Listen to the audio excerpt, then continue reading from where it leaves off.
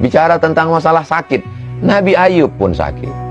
Bicara tentang masalah keluarga, Nabi Nuh pun istrinya durhaka dan anaknya durhaka.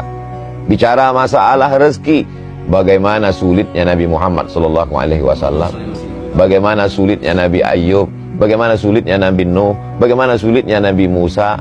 Sesungguhnya dalam cerita kisah nabi-nabi itu Allah ingin mengatakan bahwa kalau kau dekat dengan aku, sakit, sulit, susah tetap ada. Jadi makna sesungguhnya hidup adalah wa ma khalaqatul jinna wal insa illa liya'budun. Ibadah. Ketika sakit, sakit itu pun ibadah. Ketika sedang morat-marit itu pun kalau karena Allah maka dia menjadi ibadah. Jangan kita pahami bahwa yang namanya ibadah itu hanya sholat tahajud, sholat witir, sholat duha. Yang namanya ibadah itu hanya baca Quran, baca tabarak, baca yasin, baca fatihah, banyak sholawat. Itulah ibadah. Tidak. Orang yang sakit pun ibadah.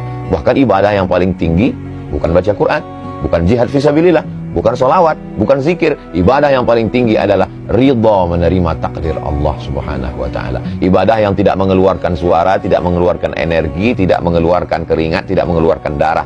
Ibadah yang dalam keadaan diam, ridha menerima takdir ketetapan Allah Subhanahu wa ta'ala. Kalau dipahami seperti ini, maka insya Allah kita tidak akan menyalah-nyalahkan Allah. Ketika rezeki kita diuji agak macet sedikit saja, kita tidak menyalahkan. Inilah gara-gara taubat. Coba kalau nggak taubat kemarin.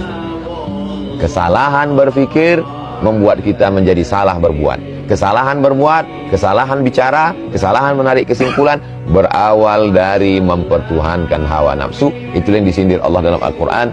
Ittakhadha ilahahu hawahu. Ittakhadha menjadikan. Ilahahu Tuhannya. Hawahu hawa nafsunya dijadikan sebagai Tuhan. Faksusil qasaso, ceritakan tentang kisah-kisah itu. Kisah siapa? Kisah nabi-nabi itu.